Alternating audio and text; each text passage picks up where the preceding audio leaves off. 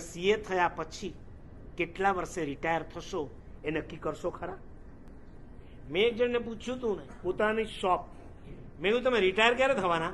મને કે એક્સપાયર થશું ત્યારે રિટાયર થશું. ઘણા તો રીટ્રાય કરતા હોય છે. રિટાયર થયા પછી રીટ્રાય. આને યુટર્ન લીધો અને બાઉન્ડ્રી ઉપર ઉભેલા અને સમાચાર મળી ગયા કે આજે આ છોકરો 70 કિલોમીટરની જગ્યાનો માલિક થઈ જવાનો છે. ક્લેપ કરે છે, તાળીઓ વગાડે છે, અને જેટલી તાળી વાગે એટલું શું આવે? જોશ આવે છે. એને પાછું દોડવાનું શરૂ કર્યું. 1, 2, 3, 50 કિલોમીટર, 4, 40 કિલોમીટર, 3 કલાક બાકી છે અને એને શરીરની અંદર હવા ભરી, શ્વાસ ભર્યો, મુઠ્ઠીઓ વાળી વધુ દોડવાનું શરૂ કર્યું. ચાય પૂરી થઈ ગઈ હતી, થર્મોસ ફેંકી દીધો. આ થર્મોસ ના ફેંકાય. ઘરે ગયા પછી મમ્મી પૂછશે થર્મોસ ક્યાં મૂકી આવ્યો? અરે મમ્મીને કહીશ કે 70 રૂપિયાનો તારે થર્મોસ જોઈએ છે કે 70 કિલોમીટરની જગ્યા છે. થર્મોસ ફેંકી દીધો. 5 વાગ્યા 25 કિલોમીટર, 6 વાગ્યા 10 કિલોમીટર.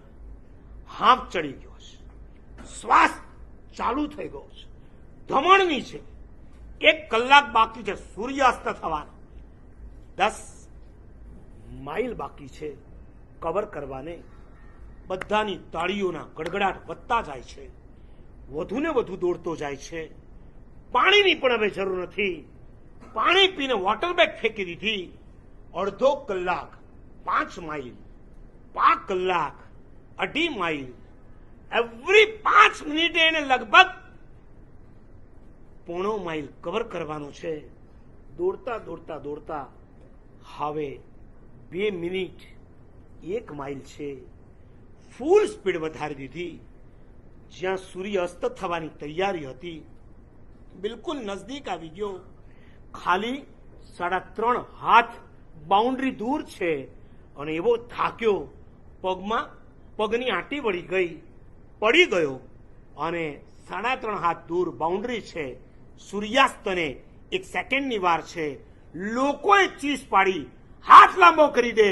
એને હાથ લાંબો કરી અને લાઈનને ટચ કરી દીધો. જેવો ટચ એની સાથે સનસેટ થઈ ગયો અને ચારે બાજુ ચીચિયારીને કિકિયારીઓ. અત્યારે જુઓ છો ને ફૂટબોલ, એક ગોલ થાય એટલે ચીચિયારીઓ. આને જેવો ટચ કર્યો, કિકિયારી ને ચીચિયારી બધા જ ભેગા થઈ ગયા. એને ઉચકી લીધો. મેદાનની અંદર એને ગોળ ગોળ ગોળ ગોળ ફેરવ્યો.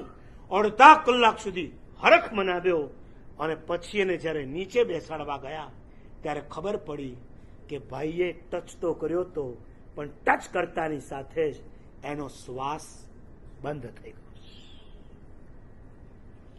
70 માઇલની જગ્યાનો માલિક થયો, લેકિન માલ રહ ગયા और માલિક ચલા. સૂર્યોદય એ તમારો જન્મ છે અને સૂર્યાસ્ત એટલે તમારું મૃત્યુ છે.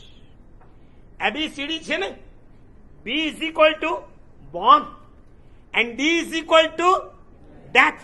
વચ્ચે શું રહ્યું? સી માં શું કરવાનું? સીએ કરવાનું. કેમ? એક જ ગોલ છે ને, બોર્ન થી ડેથ ની વચ્ચે મારે સીએ થવું છે. નો.